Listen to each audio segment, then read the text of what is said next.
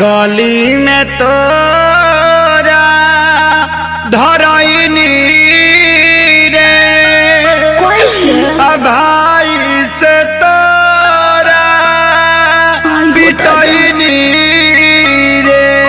अरे का करे आइल रह हड्डी मसली सब देल से दूर अरे मरले साले कसम से भरा अरे मरले साले कसम से भरा अरे मरले साले कसम से भरा।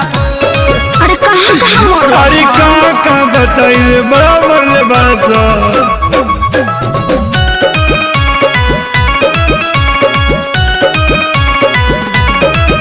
मुँह खोला होट बलेटवा खिया दी अब नया राजा हरदी पिया दी 45 मरद नहीं झरला पनू न गारा बात मीठा मीठा जानी कारा।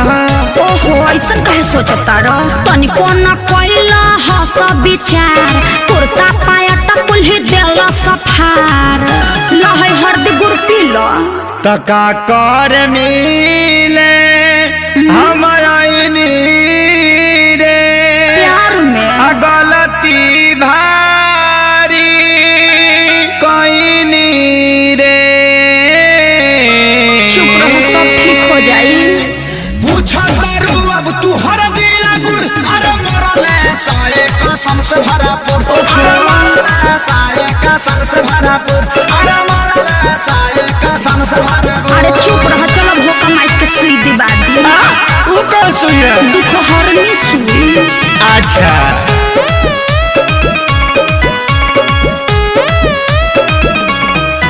मरल सन जैसे मारे कसाई पापी हो बड़ी बारे सभाई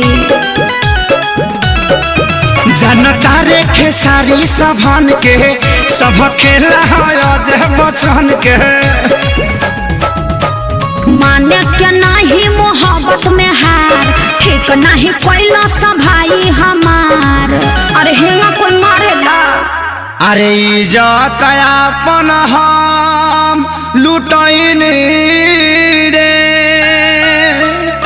आ सोनू के बात में पड़क गईनी रे।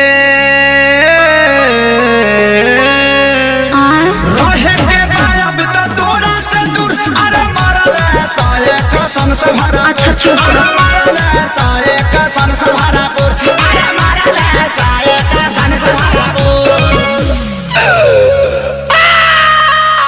अरे बाप रे बाप दर्द होता अरे लावा हमार लाता के पाता साट दी।